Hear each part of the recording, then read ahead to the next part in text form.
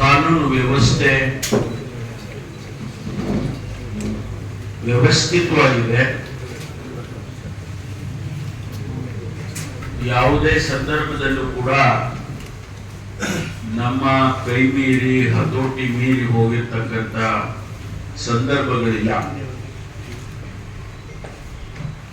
ಸ್ವಾಭಾವಿಕವಾಗಿ ಸಮಾಜದಲ್ಲಿ ಆಗ್ತಕ್ಕಂಥ ಹಿತಕರವಾದಂತಹ ಅನೇಕ ಘಟನೆಗಳು ನಡೀತಾ ಇರ್ತವೆ, ನಡೆದಿದ್ದಾವೆ. ಆದ್ರೂ ಕೂಡ ಮೊನ್ನೆ ಕೇಂದ್ರದ ಹಣಕಾಸಿನ ಸಚಿವರು ಬೆಂಗಳೂರಿಗೆ ಬಂದು ಕಾನೂನು ವ್ಯವಸ್ಥೆ ಕರ್ನಾಟಕದಲ್ಲಿ ಕೆಟ್ಟಿದೆ, ಆ ಕಾರಣಕ್ಕಾಗಿ ಕೈಗಾರಿಕೋದ್ಯಮಿಗಳು ಬೆಂಗಳೂರಿಗೆ ಬರೋದನ್ನ, ಕರ್ನಾಟಕಕ್ಕೆ ಬರೋದನ್ನ ನಿಲ್ಲಿಸಿದ್ದಾರೆ ಮತ್ತು ಇರ್ತಕ್ಕಂಥವರು ಕೂಡ ಹೊರಗಡೆ ಹೋಗೋದಕ್ಕೆ ಪ್ರಾರಂಭ ಮಾಡಿದ್ದಾರೆ ಎನ್ನುವಂತ ಅತಿ ದೊಡ್ಡ ಆಪಾದನೆಯನ್ನ ಮಾಡಿದ್ದಾರೆ. ಇದು ಸತ್ಯಕ್ಕೆ ದೂರವಾಗಿರ್ತಕ್ಕಂಥದ್ದು.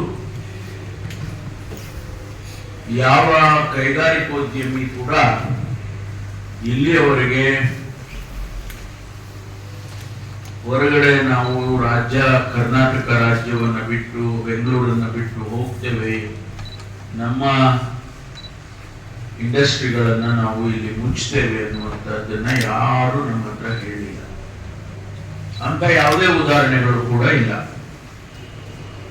ಮತ್ತು ಹೊರಗಿನಿಂದ ಹೊಸದಾಗಿ ಬರ್ತಕ್ಕಂಥವರು ಆ ಪ್ಯಾರಾಮೀಟರ್ಸ್ ಅನ್ನ, ಆ ಆಪಾದನೆಯನ್ನ ಯಾರು ಕೂಡ ಮಾಡಿಲ್ಲ.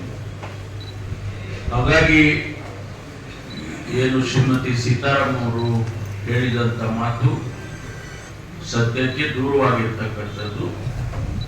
ಅಂತಹ ಯಾವುದೇ ಕಾನೂನು ಸುವ್ಯವಸ್ಥೆ ಕೆಟ್ಟಿಲ್ಲ ಅನ್ನೋದನ್ನ ಇವತ್ತು ಒಂದು ಸ್ಪಷ್ಟೀಕರಣವನ್ನ ಇವತ್ತು ನಾನು ತಮ್ಮ ಮೂಲಕ ಇಡೀ ರಾಜ್ಯಕ್ಕೆ ಮತ್ತು ಇಡೀ ದೇಶಕ್ಕೆ ಕೊಡೋದಕ್ಕೆ ಬಯಸ್ತೇನೆ. ನಿಜ, ಇಲ್ಲಿ ಕೊಲೆಗಳಾಗಿದೆ, ಕಳ್ಳತನ ಆಗಿದೆ, ಡ್ರಗ್ಸ್ ದಂಧೆ ಇದೆ, ಇದೆಲ್ಲವೂ ನಿಜನೇ.